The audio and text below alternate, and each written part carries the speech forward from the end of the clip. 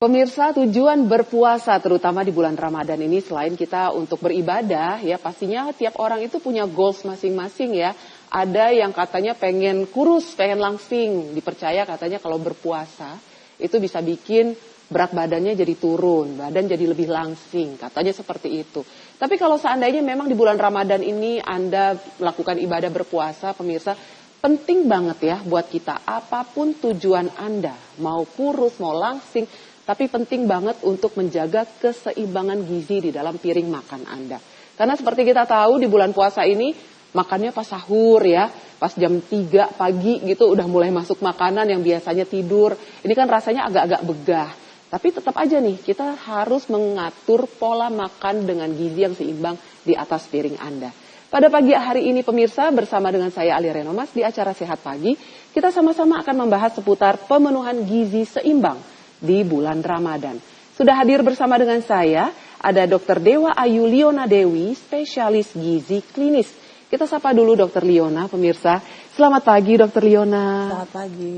Bagaimana kabarnya dok? Alhamdulillah baik. Alhamdulillah baik. Cantik sekali loh Dr. Liona. Tadi pertama kali ketemu dok, cantik sekali dok. Itu ya respon pertama ya pemirsa. Dok, pada pagi hari ini kan kita akan membahas seputar gizi seimbang ya, khususnya di bulan puasa ini. Boleh dok dijelaskan dulu kepada kita semua sebenarnya apa sih yang dimaksud dengan gizi seimbang ini Dr. Liona? Silahkan dok. Jadi ini tentang gizi seimbang dulu ya. Jadi yang dimaksud dengan gizi seimbang itu adalah suatu komposisi makanan yang kita makan sehari-hari yang sesuai dengan kebutuhan kita. Jadi kebutuhan kita itu kan berbeda-beda setiap orang ya. Jadi tergantung jenis kelamin, tergantung umur ya, kemudian tergantung juga kondisi badan kita, apakah kita lagi sakit, sehat, atau juga sedang hamil, menyusui. Nah itu semua berbeda, semua mempunyai komposisinya sendiri-sendiri, masing-masing ya. Itu yang namanya komposisi seimbang, jadi gizi seimbang. Jadi disesuaikan dengan kebutuhan masing-masing, yang mana semua harus mengandung semua zat gizi ya, mengandung makronutrien, mikronutrien, itu semua harus ada dalam posisi yang seimbang. Nah, yang seimbang itu normalnya ya, kalau karbohidrat itu sekitar 50-60%, kemudian protein itu sekitar 10 sampai 20%, kalau lemak tuh sekitar 20-30%. Itu kalau kita ngomong seimbang. Seimbangnya. Ya, gizi seimbang. Nah, itu kan akan disesuaikan dengan jenis kelamin, usia. Iya, betul. Aktivitas juga mempengaruhi aktivitas dok ya? fisik juga, suhu tempat kita berada, suhu ruangan, atau suhu tempat kita bekerja. Nah, itu tuh juga mempengaruhi. Untuk pola makan dan istilahnya gizi yang akan kita masukkan ke dalam tubuh kita. Dok, ini menarik sekali kalau seandainya memang terkait dengan mungkin aktivitas fisik, itu saya paham. Katanya semakin besar aktivitas fisik kita, itu pastinya gizi atau makanan kita tuh pasti semakin banyak ya dok ya. Tapi untuk suhu atau mungkin suhu ruangan tempat kita biasanya beraktivitas atau bekerja, ini juga sangat mempengaruhi. Ini maksudnya apa dok? Apakah ini ada kaitannya dengan umpamanya suhunya dingin, bawaannya pengen makan yang anget-anget kayak bakso, wedang ronde gitu-gitu ya pemirsa? Ya, kaitannya apakah seperti itu dok? Semakin ekstrim suhu, misalnya semakin dingin atau semakin panas, itu kebutuhan kita akan semakin banyak dibandingkan kalau kita berada di suhu ruang seperti sekarang. Oh oke. Ya, kalau sekarang ini ya sesuai dengan inilah ya, sesuai dengan kebutuhannya. Tapi kalau saat berada di ruangan dingin atau di ruangan yang suhunya panas, nah gitu butuh energi yang lebih untuk balance kebutuhan metabolismenya. Berarti benar nggak dok? Kadang ada beberapa orang ya, saya adalah beberapa orang itu ya dok ya. Kalau seandainya pas hawanya lagi dingin, bawaannya pengen makan yang anget-anget gitu. Betul itu ya dok ya? Betul, ya kan dia berusaha menyesuaikan dengan suhu tubuh kita. Itu bukan karena maklum nih udah nenek-nenek, kan kadang ada yang ngomongnya seperti itu dok, padahal umurnya masih 40 tahun pemirsa, dibilang maklum nih udah nenek-nenek bawaannya pengen makan yang anget-anget, pengen makan ronde atau wedang jahe. Saya nggak terima kalau dibilang nenek-nenek, hei masih muda. Itu nggak ada kaitannya dengan seperti itu ya dok ya? Memang ini kaitannya dengan suhu ruangan. Suhu ya ada. Suhu ruangan, suhu di mana kita berada itu mempengaruhi.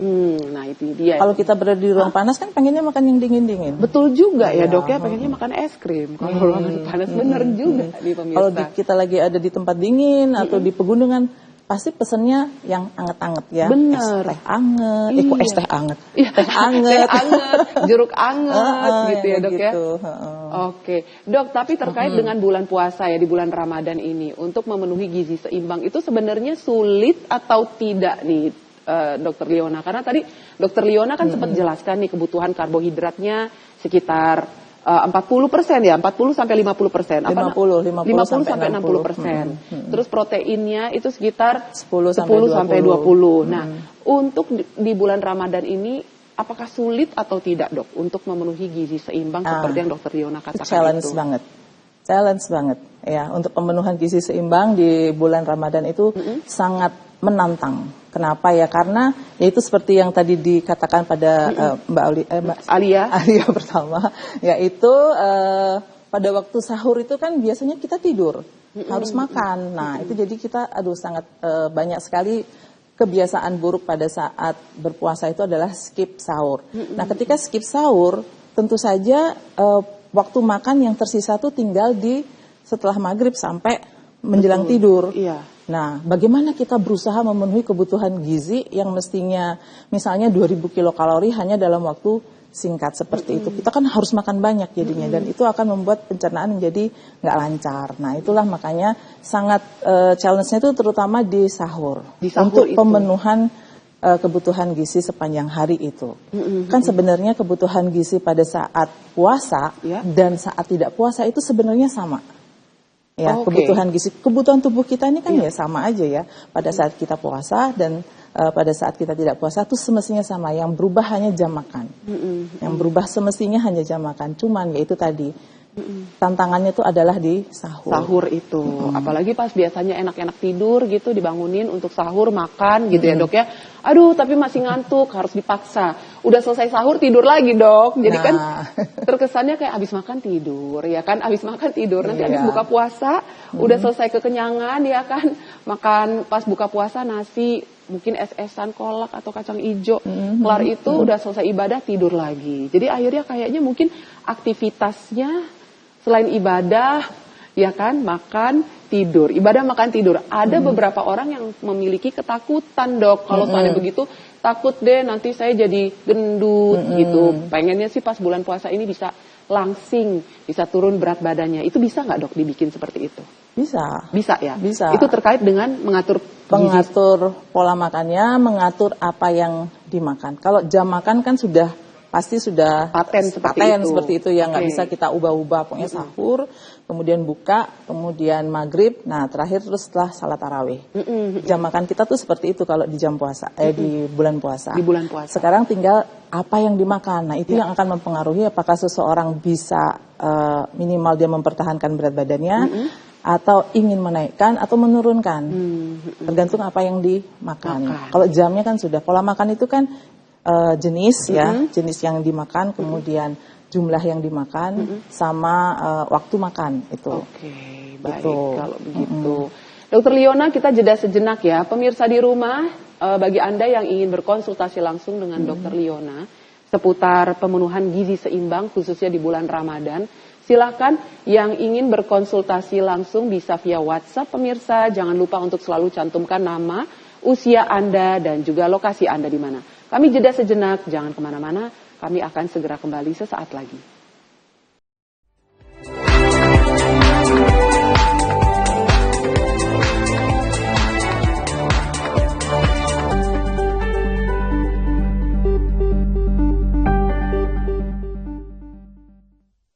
Pemirsa, seru banget loh ini ngobrol dengan Dokter Liona seputar bagaimana mengatur pola makan atau mungkin gizi seimbang di bulan Ramadan ini.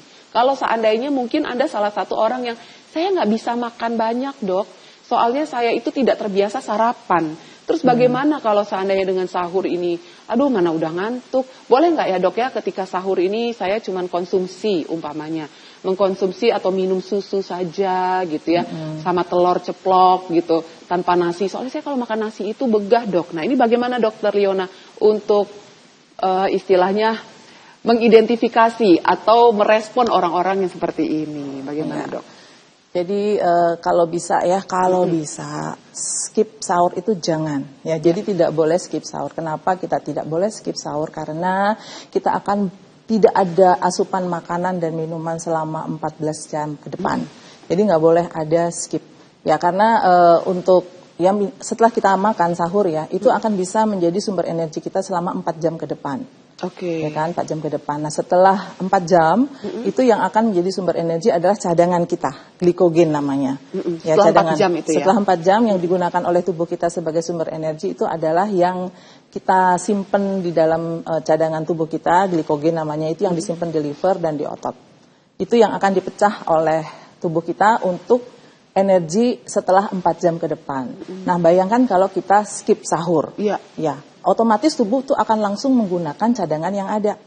Ya, jadinya nanti menjelang maghrib itu sudah lemes. Oh itu benar ya dok ya? Iya, Kalau seandainya nggak sahur malah gemeter itu benar? Ya, karena ya habis. Cadangan energi kita itu cuma bisa digunakan antara 12 jam. 12 jam. Ya rata-rata maksimal 12 jam lah. Setelah itu sudah habis. Padahal kita masih ada waktu lagi sekitar 2 jam lagi, 2-3 jam lagi ya untuk bener. itu. Untuk berbuka, untuk mengisi makanan. Jadi kalau sahurnya di skip, ya itu resikonya adalah seperti itu, lemes ya. Jadi menjalankan ibadah puasanya tidak nyaman, lemes, pusing, ngantuk, kayak gitu. Jadi terus tadi kalau pertanyaannya, bagaimana kalau misalnya nggak pernah sarapan gitu, terus udah gitu perutnya kan begah dok Begah, kalau makan jam segitu. Bagaimana nih mensiasatinya? Apa sebaiknya yang dimasukkan? Boleh nggak? Cuman minum 1 gelas susu sama Kalau telur? 1 gelas susu itu cepet lapar. Cepet lapar. Cepet lapar kan dia cairan. Bener. Cairan akan cepet diserap. Nah kalau misalnya susu kemudian dikasih sedikit protein, ya misalnya telur tadi itu oke. Nah tambahkanlah sedikit misalnya seratnya ya, supaya nggak terlalu cepet ininya, pemecahan energinya tuh nggak terlalu cepat. Tambahkan serat sedikit, misalnya tambahkan buah dikit, tambahkan sayur sedikit. Kalau nggak mau makan nasi, ya tapi kalau mau makan nasi nggak apa-apa, bagus juga sih. Bagus juga, ya karena kan dia sumber energi. Untuk sepanjang 4 jam ke depan. 4 jam ke depan.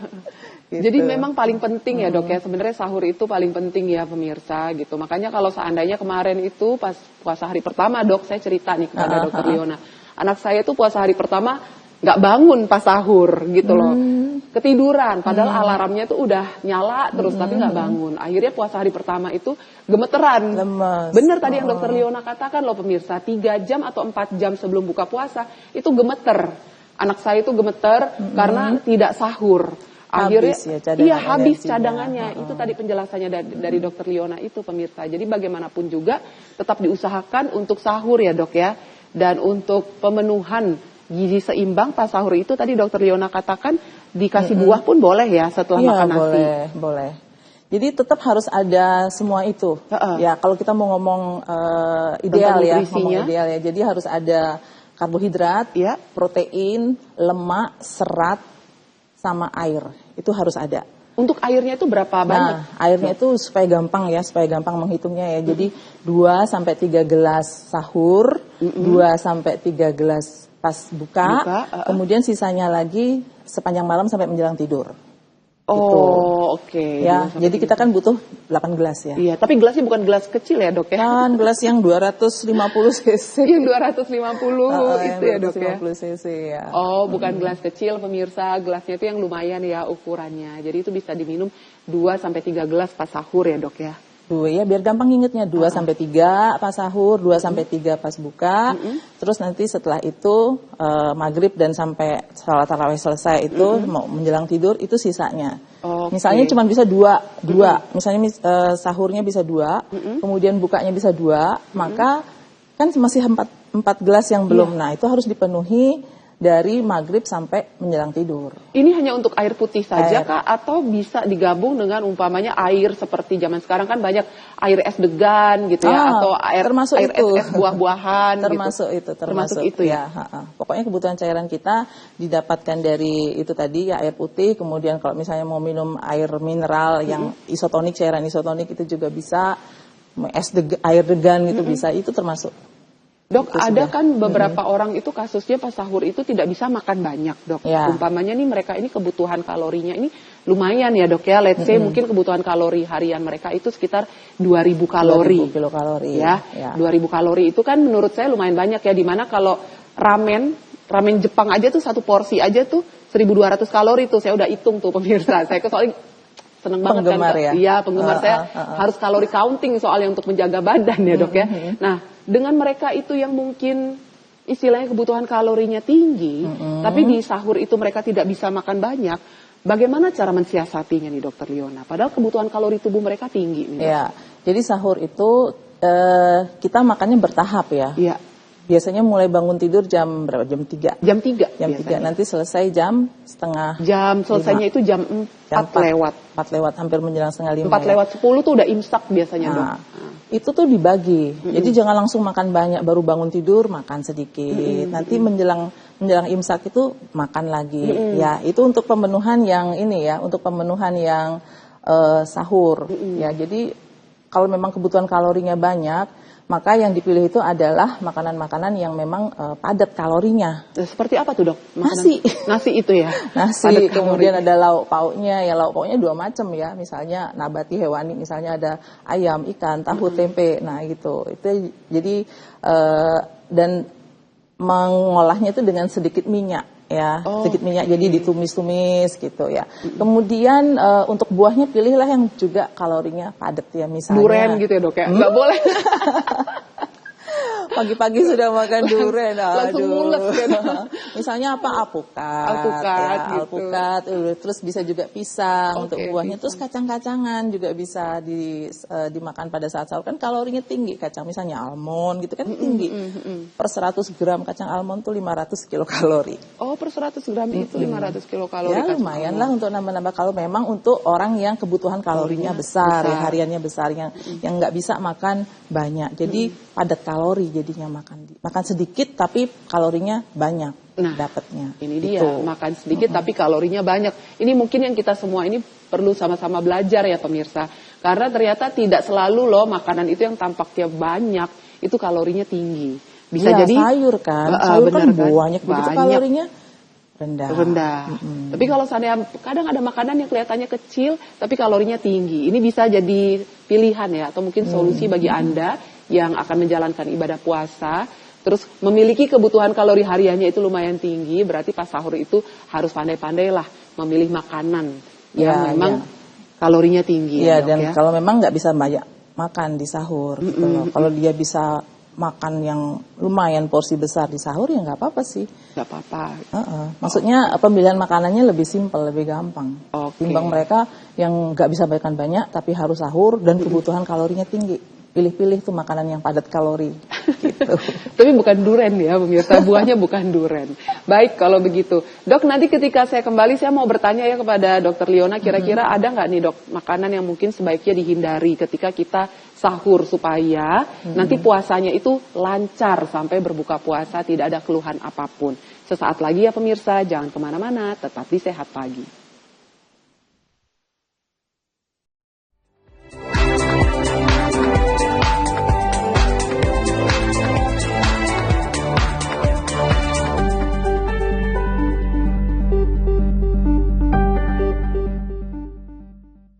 Pemirsa, ada beberapa ya yang bilang katanya kalau sahur hindari makanan-makanan seperti ini. A, I, U, E, O. Hafal nggak kira-kira makanan apa saja ya kan supaya nanti ibadah puasanya itu lancar sampai nanti pas berbuka puasa. Kira-kira apakah beneran ada nih makanan yang sebaiknya dihindari atau mungkin diminimalisir lah Dokter Liona ketika pas sahur ini dok. Supaya mungkin nanti badannya tidak bergejolak, perutnya juga tidak meronta-ronta, ya kan? Ada nggak dok kira-kira makanan-makanan tertentu yang mungkin sebaiknya dihindari atau diminimalisir pas sahur dok? Ya, jadi pada sahur itu intinya kita makan yang harus dihindari itu adalah makanan yang bisa membuat kita itu kehilangan cairan lebih cepat atau lebih sering atau lebih banyak. Misalnya seperti kafein. Jadi kafein itu kan dia sifatnya diuresis ya. Nah, minum kopi pagi atau minum teh yang kental, teh pahit gitu ya. Pokoknya yang kental yang kandungan kafeinnya tinggi. Nah, itu tuh sebaiknya dihindari pada saat sahur. Karena apa? Karena dia sifatnya diuresis.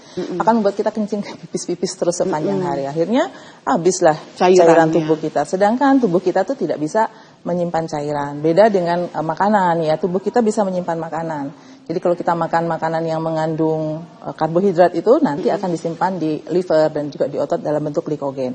Sedangkan cairan tubuh kita tuh nggak bisa nyimpen. Tapi ginjal kita pada saat bulan puasa itu sangat efisien di dalam menghemat air ya, sehingga kita harus berusaha untuk menghindari makan atau minum minuman yang memperberat kerja ginjal, yang membuat ginjal itu harus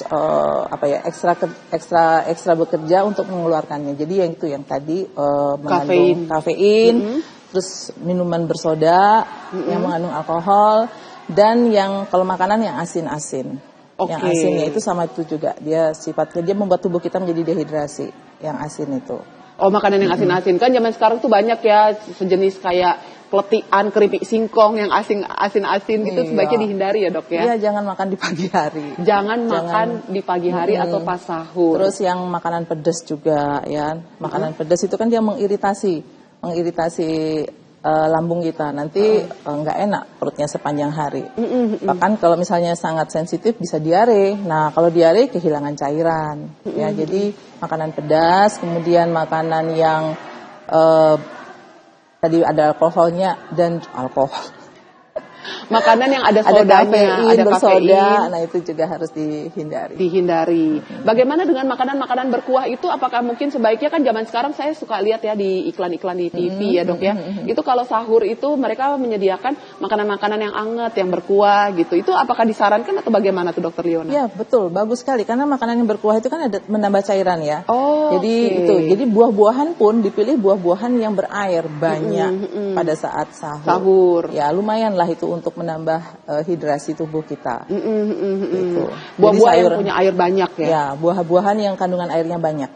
Semangka, terus melon, timun, ya kan? Timun tapi golongan sayuran sih. Tapi bisa juga timun emas yang gitu tuh. Nah, itu bisa kan seperti buah dia timun emas itu. Nah, itu bisa. Nanas, belimbing, banyak ya yang mengandung cairan. Yang cairannya banyak itu bisa dimakan pada saat sahur. Oke, baik kalau begitu. Pemirsa, kami harus jeda sejenak ya. Nanti ketika saya kembali, saya mau nanya-nanya lagi nih sama Dokter Liona. Katanya kan ada yang bilang sebenarnya kebutuhan protein tubuh kita ini kan lumayan tinggi ya kan untuk regenerasi sel-sel tubuh. Bagaimana dengan puasa di bulan Ramadan ini? Akan seberapa banyak sih kebutuhan protein untuk tubuh kita, pemirsa? Sesaat lagi, jangan kemana-mana, tetap di Sehat Pagi.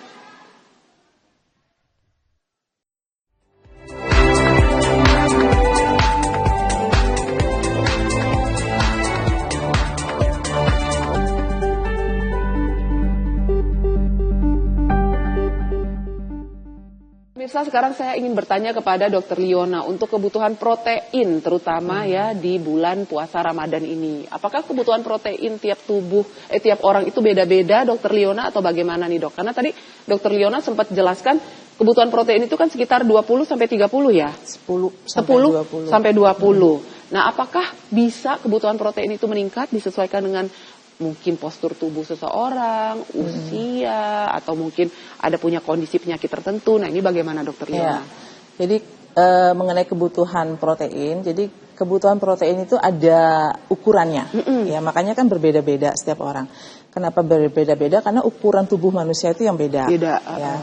Jadi kebutuhan protein itu berdasarkan berat badan, kilogram ya, berdasarkan kilogram berat badan. Jadi kebutuhan protein itu 0,8 sampai 1 gram per kilogram berat badan. Itu untuk kebutuhan normal. Kalau misalnya sedang sakit, nah itu naik. Jadi 1,5, 1,2 bisa sampai 1,2. Kalau sakit berat, misalnya yang penyakit kritis, itu bisa sampai 1,5 gram per kilogram berat badan. Makanya beda-beda. Kan tergantung berat badannya. Kalau misalnya berat badannya 50, ya bisa 50. Tapi kalau misalnya berat badannya 70, ya dikalikan aja 1 gram dikali 70. Nah, itu kita untuk menimbang proteinnya itu apakah dengan kondisi umpamanya nih, let's say kita mau makan proteinnya ayam ya dok ya. Nah, apakah itu perlu kita timbangkah atau tidak nih dok? Karena supaya untuk bisa mengetahui presisi gitu. Nah, untuk berapa gramnya kebutuhan tubuh kita ini bagaimana dokter? Kalau ingin presisi banget, timbang. Kalau Timbang lagi ya? diet, timbang. Kalau lagi sakit ya, sakit misalnya ada ginjal, sakit penurunan fungsi ginjal, itu semakin rendah lagi. Kalau penurunan fungsi ginjal, kebutuhan proteinnya 0,6. 0,6, kalau misalnya fungsi ginjal dengan diabetes 0,7. Jadi beda-beda. Nah itu kalau mau presisi banget, timbang. Tapi kalau enggak, nah cukup pakai piring makan. Oke. Gitu, dan kalau nggak mau ribet gitu loh, aduh mau nimbang segala macam, mau makan aja kok nimbang gitu ya. Ya udah pakai piring makan. Sama pemerintah dan juga berdasarkan penelitian itu sudah diposisikan seberapa banyak sih protein yang kita butuhkan setiap hari. Oke. Gitu, dari piring makanku itu. Dari piring makan itu ya. Jadi seperempat kan, seperempat dari kebutuhan energi itu dari seperempat piring itu adalah protein. Tuh. Akan seperti itu. Kalau umpamanya nimbang ini apakah ditimbang dengan kondisi mentah atau sudah matang? Mentah. Oh, dengan kondisi mentah itu. Ya, Dok, jadi untuk mengetahui kebutuhan protein dari suatu makanan itu mentah. Jadi misalnya ayam, dada ayam gitu kan, ditimbangnya mentah. Jadi per 100 gram dada ayam itu kandungan proteinnya antara 20 sampai 30 gram.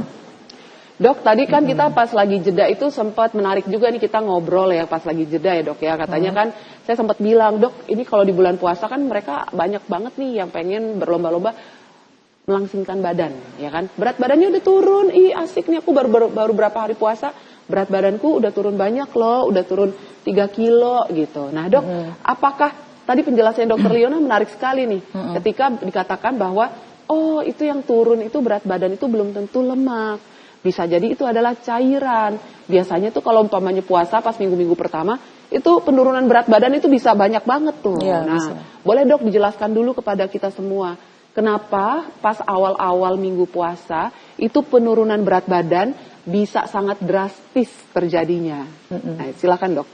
Ya, jadi pada saat kita puasa atau kita diet aja ya, diet, puasa, nah kemudian penurunan berat badan di awal itu memang cukup tinggi ya, karena yang dibakar oleh tubuh itu adalah cadangan glikogen namanya. Yang tadi saya katakan disimpan di liver dan juga di otot ya. Nah itulah yang dibakar pertama kali oleh tubuh, cadangan itu. Nah itu biasanya antara 1 minggu, 2 minggu itulah yang dibakar. Kemudian glikogen itu mengikat air. Nah ketika glikogen dibakar maka air juga akan keluar, air juga akan berkurang. Itu cepat. Pembakaran glikogen itu lebih cepat ketimbang pembakaran lemak. Makanya sekitar 1-2 minggu itu drastis turunnya, banyak turunnya. Nah itu adalah baru kita sampai pada tahap pembakaran cadangan itu. Padahal kalau kita ingin menurunkan berat badan, yang kita ingin bakar itu kan lemak. Betul. Ya, cadangan lemak. Nah ketika sampai di situ jangan bergembira dulu, kemudian menjadi kurang disiplin lagi menjalankan dietnya, karena perjalanan itu masih panjang. Untuk membakar lemak itu butuh waktu yang lebih banyak lagi, yang lebih panjang lagi, dan lebih susah ya, kan untuk membakar lemak itu butuh effort yang lebih. Jadi tetap harus dijalankan ya dietnya tuh, walaupun setelah 2 minggu pertama. Biasanya kalau pada bulan puasa itu kan 1-2 minggu itu turun berat badannya. Turun, nah terus seneng, iya benar. Seneng, aduh udah turun. Mulailah loss makannya. Nanti pas buka puasa segala hal dimakan kayak gitu. Nah akhirnya naik. Sampai lebaran nanti balik lagi sudah. Gitu. Jadi ya tetap harus ini. Kalau memang tujuannya adalah untuk menurunkan berat badan.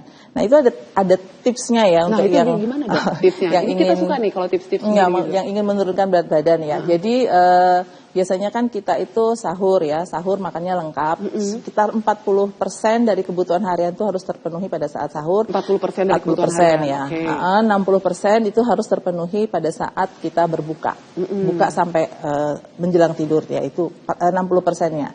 Nah, itu harus terpenuhi. Nah, kemudian biasanya ini pada saat kita sahur oke lah ya, sudah makannya sudah biasa segitu. Pada saat buka itu jangan makan makanan yang manis-manis banget, yang gorengan gitu kan, biasanya gitu. Gorengan juga jangan dok. Kalau mau nurunin berat badan lo ya. Gak boleh ya. Jangan ya. Jadi yang dimakan apa ya? bukalah dengan air putih 1 gelas gitu ya, 1 gelas air putih gitu misalnya. Kemudian dilanjutkan dengan kalau nggak kurma buahnya buah potong. Buah potong yang banyak airnya itu tadi ya, bukan yang terlalu manis juga. Dan itu juga porsinya nggak banyak-banyak semangkok besar itu nggak, secukupnya aja sekitar 150 sampai 200 gram. Kalau 150 sampai 200 gram itu kira-kira semangkok bakso gitu lah ya. Iya, Potongan, semangkok okay. bakso. Baksonya juga bakso yang standar, bukan bakso jumbo. Nanti kita ngomong ukuran rumah tangga ini benar-benar repot, beda-beda. Soalnya sekarang ada jumbo-jumbo ya, gitu. Benar. Nah, itu jadi itu. Jadi habis minum air putih dilanjutkan dengan makan buah potong atau tadi kurma. Jangan yang lain-lain lagi. Ya untuk ini yang untuk menurunkan berat badan menurunkan berat badan. Kemudian terus kan nanti jeda sekitar 30 sampai 60 menit barulah makan utama. Makan utamanya ya kalau memang makan nasi ya makan nasi, tapi juga nggak banyak. Paling antara 3 sampai 5 sendok makan. Oh, ditakar pakai sendok makan itu ya, Dok? Ya, daripada nimbang ya. Benar. Daripada nimbang ribet ya, 3 sampai 5 kalau mau nurunin nih. Iya, benar. Terus nanti lauknya ini yang dibanyakin. Lauknya. Ya jadi proteinnya itu yang 2 macam itu sudah masuk lah ya. Terus sayurnya setengah piring. Sayurnya setengah piring. Udah gitu terus nanti pas setelah salat tarawih biasanya kan makan terus nih. Yang ingin menaikkan berat badan, bedanya itu di sini. Yang ingin menaikkan berat badan setelah salat tarawih bisa makan lagi. Bisa makan utama lagi, makan nasi dan teman-temannya itu bisa. Tapi yang ingin menurunkan berat badan maksimal buah. Iya, gitu. Jadi disitulah kita mengurangi kalorinya. Kalau ingin menurunkan buah, kemudian bisa yogurt boleh ya. Yogurt yang plain gitu. Atau kalau pengen misalnya susu almond, susu soya, yang gitu-gitulah, yang tidak terlalu berat. Disantap malam itu. Sampai menjelang sahur lagi. Baik, kalau begitu. Dr. Liona, kita jeda sejenak ya. Pemirsa di rumah, saya mengundang Anda loh yang ingin berkonsultasi langsung dengan Dr. Liona tentang bagaimana ya mengatur pola gizi seimbang khususnya di bulan Ramadan ya. Silakan yang ingin berkonsultasi langsung bisa via WhatsApp pemirsa. Jangan lupa untuk selalu cantumkan nama, usia Anda juga penting nih, dan juga lokasi Anda di mana. Kami jeda sejenak, jangan kemana-mana. Kami akan segera kembali sesaat lagi.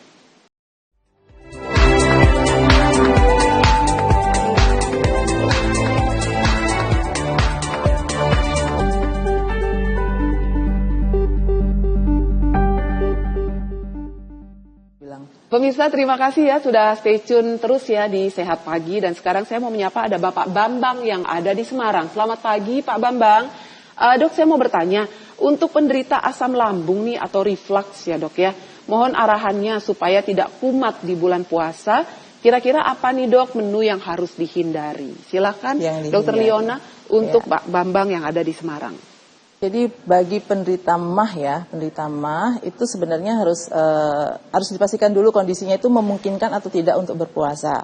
Untuk mengetahui apakah mungkin atau tidak berpuasa itu harus konsultasi dulu ke dokternya masing-masing ya. Kalau yang penderita gangguan MAH yang ringan-ringan ya, dispepsia fungsional gitu ya.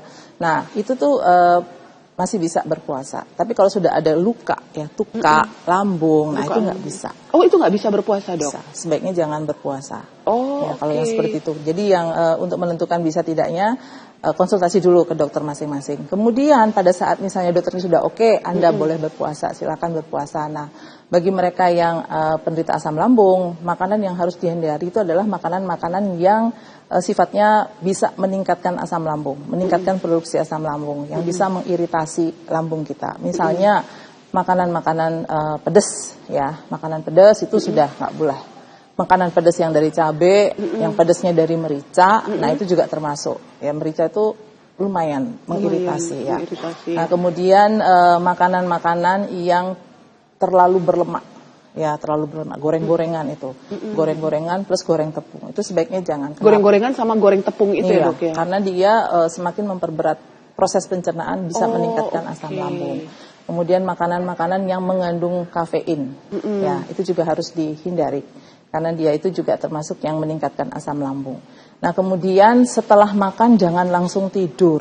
Ya, setelah makan jangan langsung tidur. Biarkan badan ini tegak minimal 2 jam. Oh, itu minimal 2 jam Minimal ya, Dok? 2 jam ya. Oke. Karena kalau langsung tidur nanti akan naik ini reflux lagi reflux asam lagi. lambungnya. Jadi harus minimal duduk tegak, duduk atau jalan, pokoknya atau aktivitas kalau, lah ya. Atau kalaupun ingin tidur, posisinya setengah tidur. Setengah Oke. tidur gitu, jangan yang rebah begitu. Rebah begitu. Nah, itu nggak- itu tunggu 2 jam setelah makan. Ya, supaya makanan sudah tercerna dengan baik, sudah turun dari lambung dan nanti kalau posisi berbaring dia nggak akan naik lagi. Tuh, jadi Itulah yang harus dihindari ya, Dok yang ya. harus dihindari. Padahal kalau seandainya berbuka puasa, itu kan yang paling simpel dan paling gampang untuk kita cari dan beli adalah gorengan ya pemirsa. Tapi ternyata kalau seandainya bagi Anda yang menderita asam lambung atau ada reflux gitu, itu sebaiknya dihindari untuk gorengan ya, Dok ya. Ya, Apalagi gorengan tepung. Berarti mendoan, tempe mendoan nggak boleh ya, Dok ya. Kan tempe mendoan pakai tepung pemirsa. Pisang goreng juga nggak boleh ya, Dok. kalau kepingin dikit-dikit aja. Kalau ingin dikit-dikit aja. Dikit-dikit aja. Dan ini ya, setiap orang itu karakteristiknya beda-beda. Maksudnya gini, jadi setiap penderita GERD ya, asam lambung GERD itu dia mempunyai preferensi diet masing-masing. Dia punya makanan yang dia Sensitif ya. bisa toleran dan yang intoleran itu beda-beda. Ya, makanan-makanan yang bagi kita tidak bisa meningkatkan asam lambung, bagi mereka bisa. Misalnya jagung. Jagung itu termasuk makanan yang mudah menimbulkan gas. Oh, ya, baru nah tahu itu. nih Tapi ada jagung. juga orang yang asam lambung nggak apa-apa makan jagung. Tapi secara teoritis dan memang kenyataannya seperti itu, jagung itu termasuk makanan yang cepat meningkatkan gas. Kemudian ubi, singkong, ubi juga. ubi jala, singkong, kemudian Ubi madu gitu, Dok? ya itu Iya. juga meningkatkan Tetap gas. ya? Kol, kubis, nangka. Nah itu adalah makanan-makanan yang Bergas bisa meningkatkan yang ya bisa menimbulkan gas di dalam lambung, dan itu masing-masing orang tuh preferensinya beda-beda. Beda-beda. Ya tergantung, makanya mereka yang mempunyai asam lambung GERD itu harus punya diary food journal. Oke. Jadi mereka harus mengidentifikasi habis makan ini kok nggak enak ya, catat. Gitu. Jadi ya sebisa mungkin dihindari. Gitu.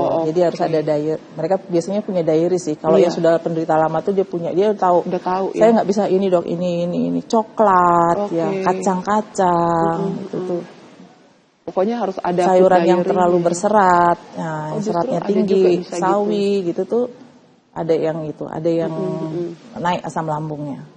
Dok, ada nggak ya maksudnya reaksi tubuh nih umpamanya ya, reaksi tubuh terutama di bulan puasa ini ketika memang gizi itu tidak terpenuhi, gizi seimbang itu tidak terpenuhi. Ada nggak alarm tubuhnya ini? Apa sih biasanya yang terjadi, Dokter Liona? Yang pertama, penurunan berat badan. Oke. Ya kan, penurunan. Itu seneng dong, Dok. Orang-orang Tergantung. turun di berat badannya. Ada yang memang tujuannya seperti itu, Iya iya. kan? Tapi kalau memang tujuannya nggak seperti itu, tuh berat badannya turun. Nah, itu alarm, ya alarm. Terus pipisnya, kencingnya, warnanya kuning pekat, Oke. itu alarm ya. Terus sering merasa pusing, ya pusing, lemes. Nah, itu alarm kalau kita kekurangan ini. Terus Gizinya kulit ya. kering, mulut menjadi kering. Nah, itu kemungkinan kita kekurangan vitamin B dan lain sebagainya. Itu ya. Jadi ada alarm-alarm yang di tubuh kita ini yang bisa kita gunakan sebagai tanda ya kalau kita tuh kekurangan zat gizi. Bisa zat gizi makro, misalnya itu tadi makro itu kan yang karbohidrat, protein, Iya. lemak itu.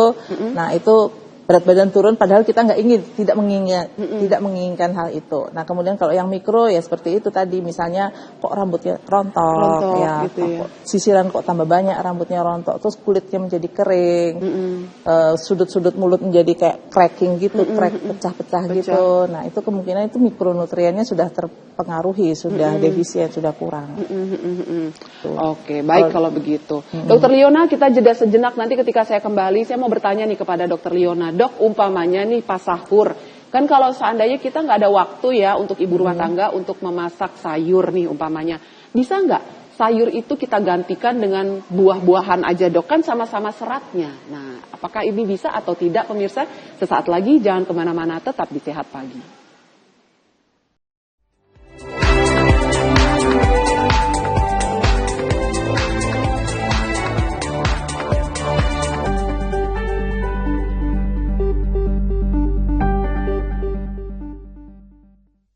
Segmen terakhir Sehat Pagi pemirsa, dan saya tadi sebelum jeda sempat melemparkan pertanyaannya kepada Dokter Liona. Dok, umpamanya nih pas sahur, kita kan nggak bisa masak sayur ya dok ya, dan sayur itu kan sifatnya nggak bisa kita simpan ya. Umpamanya kita udah makan sayur itu pas buka puasa, terus kita simpen untuk pas sahur, itu nggak bisa. Walaupun itu sayur sop ya dok ya, isinya buncis, wortel, udah nggak bisa, pasti rasanya asam. Nah, ketika pas sahur, bisa nggak sayur itu digantikan dengan buah-buahan dok? Gitu. Jadi karena memang kita nggak ada waktu nih untuk bikin sayur gitu, masak sayur, bisa nggak digantikan dengan buah-buahan dok? Bisa, ya. Jadi kalau misalnya benar-benar nggak bisa makan, benar-benar nggak bisa masak, ya. Jadi bisa digantikan oleh buah daripada tidak ada sumber serat sama sekali ya. Cuman ya tetap jangan terlalu banyak ya buahnya, ya tetap sesuai porsi standar lah ya. Dan kemudian kalau tadi tidak sempat masak, nah tadi saya sudah sempat omong-omong ya. Ada cara nih bagi ibu-ibu yang ingin tetap makan sayur di pagi hari tapi nggak sempat masak, nah bisa melakukan preparation.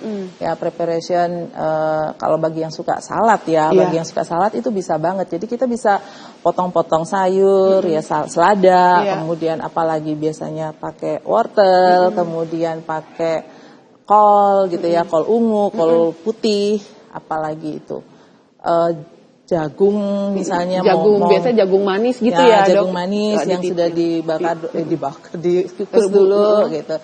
Nah itu bisa.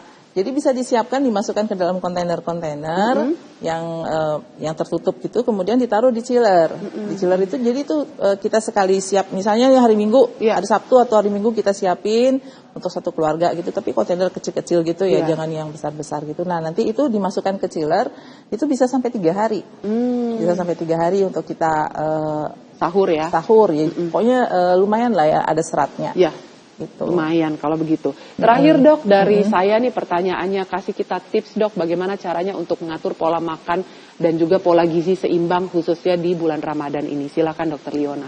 Ya, pola makan ya. Pola makan jadi harusnya tidak skip sahur. Tidak skip sahur, nomor 1 itu. Nomor 1, jangan skip sahur. Nomor 2, pada saat berbuka jangan kebablasan. Makan tetap seperti biasa saja, ya jangan kayak balas dendam gitu ya, jangan kebablasan. Kemudian juga penuhi gizi seimbang, tadi harus ada sumber karbonya itu karbo kompleks kalau bisa ya. Paling bagus sih idealnya nasi beras merah, nasi beras coklat kayak gitu. Tapi kalau nggak seneng mau nasi putih nggak apa-apa, asal ada sayur ya, ada sayur yang akan membantu untuk meredam lonjakan gula pada saat nasi itu dicerna di dalam tubuh kita. Nah itu harus ada, protein juga jangan lupa, itu protein harus ada. Kemudian cairan ya, minum itu harus ya, penuhi kebutuhan cairan pada saat sahur dan berbuka. Itu yang penting, itu untuk pola makan dan komposisi makanannya. Oke, baik kalau begitu. Dokter Liona ini prakteknya di mana dok? Kalau seandainya ada pemirsa di rumah ingin datang berkonsultasi langsung?